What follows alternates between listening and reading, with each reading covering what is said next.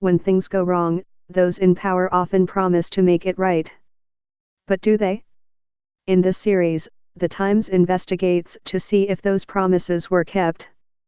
Bangkok. The Thai woman was riding on a motorcycle on her way to work when a pickup truck sideswiped her on a rural stretch of asphalt in northeastern Thailand. The truck's driver was an off-duty police officer. He was drunk. Orathai Shanhum, the motorcyclist, was catapulted off her bike and killed almost instantly in the crash. The officer who struck her still has his police job. His driver's license was not taken away. A court declined to sentence him to prison. In Thailand, one of the world's most unequal societies, even its roads have a rigid hierarchy, with the poor far more likely to be killed in accidents than the well-off and well-connected. And there are many deaths. Thailand had the world's second highest rate of road fatalities per capita, surpassed only by war-afflicted, lawless Libya, according to a 2015 report from the World Health Organization. When it comes to per capita motorcycle deaths, the country is number one. I never thought about road deaths until this happened to my mother, said Chularat Shanhum, Ms. Orathai's adult daughter. I had no idea it was such a big problem in Thailand. The government vowed at a United Nations forum in 2015 to have the number of road traffic deaths by 2020. With less than 1 year to go before the deadline, however, Thailand is a long way from fulfilling that promise, its roads still ranking among the world's 10 most dangerous, with more than 20,000 preventable fatalities a year. The country has seen a small dip in road deaths since 2015, and Thailand has in place many of the necessary laws to make its roads safer.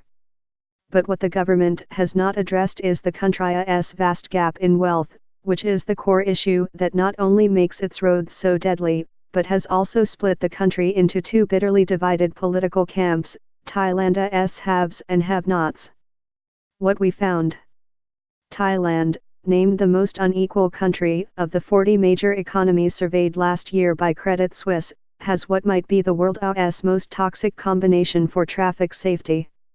Unlike poorer countries, its roads are well paved and made for speed, and the cars driven by the rich and its growing middle class tend to be new and fast.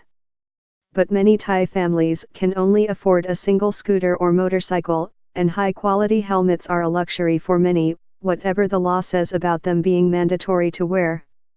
In accidents on the country's crowded roads, it's a devastating mismatch when an air-conditioned SUV collides with a two-wheeler, scattering the detritus of death across the asphalt. And the aftermath of such accidents are a common, macabre sight on Thai thoroughfares: a shredded tire, a mangled frame of steel, a bloody plastic flip-flop. Motorcycle accidents can involve multiple fatalities. Because public transportation is limited outside the big cities, it's not uncommon to see a couple of adults and even a child or two crammed between them balanced on a single bike. Only 12% of Thailand's road traffic deaths involved occupants of cars or other light vehicles, according to the 2018 WHO Global Status Report on Road Safety. Most of the dead were motorcyclists or pedestrians. In many Thai towns, there are few wide, easily usable sidewalks because, critics say, they are not a priority for the rich and influential, who prefer not to walk in Thailand's oppressive heat. When there are wide footpaths, they often overflow with street stalls and even motorcycle traffic, pushing people into the roads. The country's economic disparity is not the only reason Thailand's road deaths are not distributed equally. Justice, too, is handed out unevenly. For the super-rich, or those in positions of authority, the rules of the road may not apply at all. They know they can speed with impunity and drink heavily before getting behind the wheel, with little fear of the consequences. In 2012, a young man in a Ferrari, the heir to the Red Bull energy drink fortune, plowed into a policeman, dragging him to his death. The driver, Vorayuthuvadhaya, was intoxicated, according to a test. 7 years later, he has never been prosecuted. What is clear in Thailand is that the roads are not safe for all users, said Evelyn Murphy, who specializes in unintentional injury prevention at the WHO. Whether ETA cars or motorcycles or pedestrians, the safety of all users of roads must be considered, regardless of income level. What we found: speeding, drunken driving, and failing to wear proper helmets are the primary causes of traffic deaths in the country, Thai officials said. While the laws are there to combat each of those factors, enforcement is not. Wearing helmets is required on two-wheelers, but fines are rarely dispensed, unless the police need to meet a specific quota during a crackdown period. Unaccustomed to checkpoints or sirens, speeders or other rule breakers may not even pull over when caught. It's hard to convince people to stop for us when they are not used to stopping, said Major General Jirasuntka Uzanjik, the Deputy Commissioner of the Bangkok Metropolitan Police. Then, there is corruption. The rich or well-connected know a bribe can often see them on their way if they are nabbed breaking traffic laws.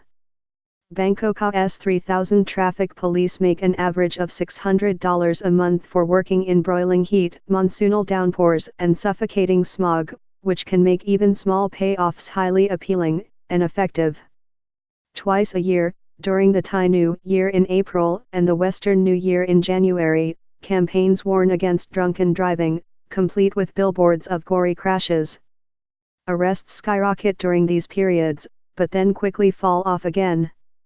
If you eat vegetables twice a year and only eat ice cream for the rest of the year, your doctor will think you are crazy, said Terjing Sirifanak, the Secretary General of the Dana T Drive Drunk Foundation of Thailand. But thought what we are doing with road safety. What we found. When asked why so many people die on Thai roads, officials here ascribe it to a sabai culture. Sabai is one of those untranslatable phrases, but it denotes a kind of relaxed contentment. Sabai is one reason Thailand is a great place for a beach holiday. But it's not a helpful attitude when building national safety standards. If police enforce the law, rather than just give a verbal warning, then Thai people are unhappy, and they complain that it's not sabai, General Jirasunt said. A prime example of the effect of the sabai way of life on traffic safety is the approach to helmets. Many motorcyclists simply don't bother. People think air pollution is a threat, but they don't think the same way about drunken driving or wearing helmets, said Mr. Terjing of the Dana T Drive Drunk Foundation. We have failed to make people understand that they can save their own lives. But the authorities can make a difference. In the districts where police are known to hand out fines, helmets are more common. The government could also do more to educate Thais about helmets, which are often substandard or worn incorrectly. When you see someone who makes the effort to put on a helmet without actually strapping it on, it defeats the whole purpose of wearing it, said Ms. Murphy, of the WHO. It shows a lack of understanding of basic safety mechanisms. What we found. In 2016, 32.7 out of every 100,000 Thais died on the country's roads, according to the most recent WHO estimates. By comparison, the road fatality rate in the United States was 12.4 that year. In Indonesia, a less developed Southeast Asian country with more potholed roads, the rate was 12.2. Across most of Europe, it was a single-digit number. Since the government made its promise to have road deaths, a vow other countries have also made, Thailand has barely inched upward, moving from the country with the next to worst per capita death tally to the 9th worst. No political party has made this an issue.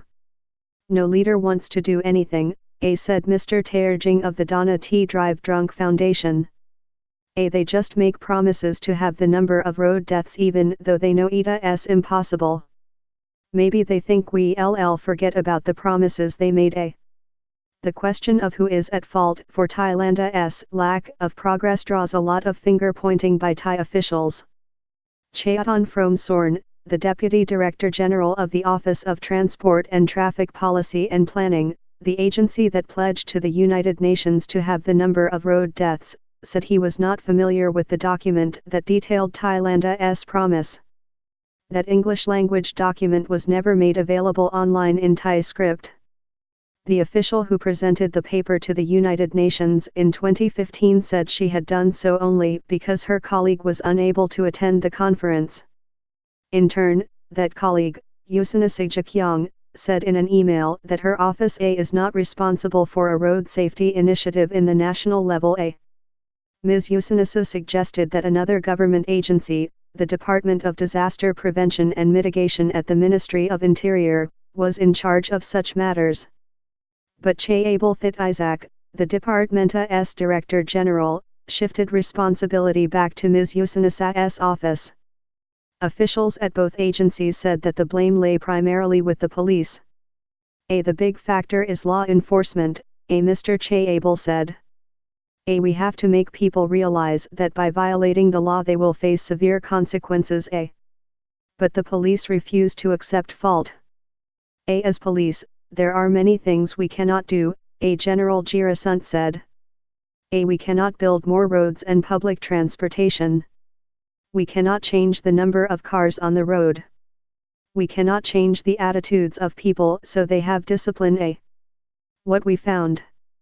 The World Bank estimated in a 2018 study that Thailand could lift its per capita gross domestic product by 22% by the year 2038 if it successfully halved its traffic fatalities. Despite that economic upside, the government led by a retired military general since a 2014 coup has done little to address the wealth gap that is at the core of Thailand's problem with road deaths. The country has made a few road safety improvements. Schools have added road safety lessons to their curriculums, and there has been some progress in setting new vehicle safety standards.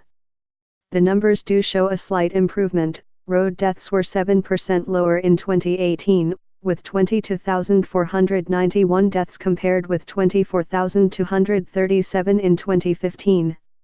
While the enormous macroeconomic cost of all these road deaths can be measured, what cannot be given a dollar figure is the personal toll inflicted on individuals by the inequality and impunity that menaces Thailand's roads.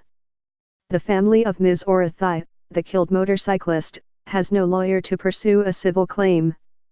It did not appeal the decision not to jail the officer. There is no further legal action to take.